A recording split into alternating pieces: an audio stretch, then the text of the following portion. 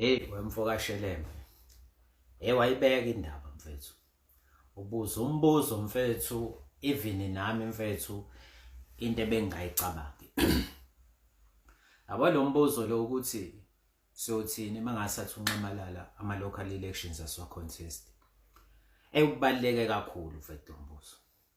Khona igama olishoyo-ke ngasekugcineni elithi ubuthule ngoba uma eqinisweni uba unpopular. Uma eqinisweni uba kuba negama eliweaponiziwe ekuthiwa u-decampaigning ngoba abantu abalifuni iqiniso. Uzuyibuza ukuthi labantu laba abangalifuni iqiniso okuyibona abafuna ukuthi kuhlale kumbathiswa izinto zibuyiselwa ngaphansi. Kahle njengoba bekunemba ngamagama.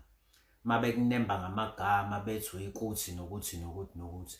Kahle usuke yena engaphointi yini umunwe bese emthatha ibheka kuyena.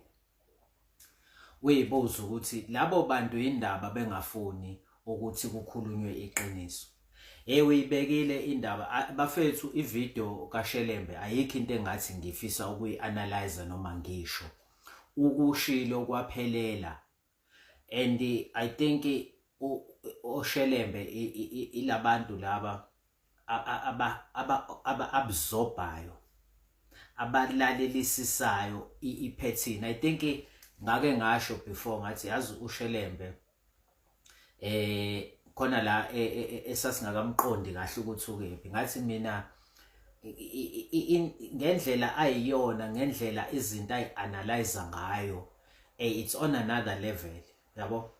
And this absorption yakho yoku-absorb izinto and look at patterns, yabo, umuntu unayo but uthola ukuthi i-level yabantu ayifani and i-level yakho mfethu hayi ngoba ngikupraise noma mhlambe ngifuna ukunetheza kuwena, but you need to give credit is due.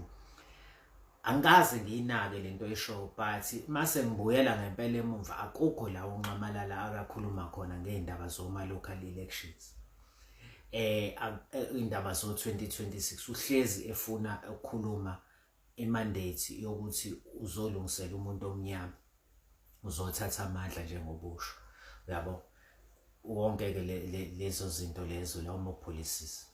But uyibekile mfethu, uyibekile futhi ayidingi ukoniwa.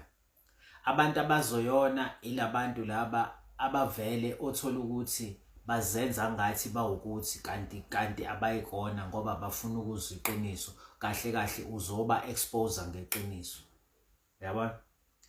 Hayi uyibekile mfethu, uyibeke futhi yazi bengayinakile le. Ngiyacela ake niyilalelise ubuyele ngemuva kuyivideo nje kahle ulalele. I think enye into ehlupha abantu ukuthi usukubone ngoba ivideo yinde bese ungafuni ukuyilalelisisa. Yabo le video sengiyiphinde kathathu ngiyilalelisisa kahle ngoba ngifuna ukuabsorba lento ekhulunywa la, yabo. uShelembe izinike isikhathi before uqala ucommente. Don't be subjective, yabona le nto. Don't have a selective hearing.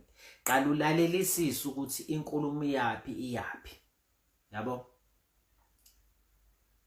Bese ukuyima ucomment, ungafiki uzwe inkulumo kanti awizwanga yaphelela ngoba ubona ukuthi ivideo yinde bese wena usufuna ukufaka icomment ngoba wena ujaha ukucomment, yabo.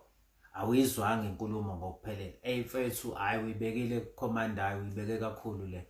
By the way mfethu ngabonga ukuhlangana nawe eMoses Mabhida. It was nice my brother.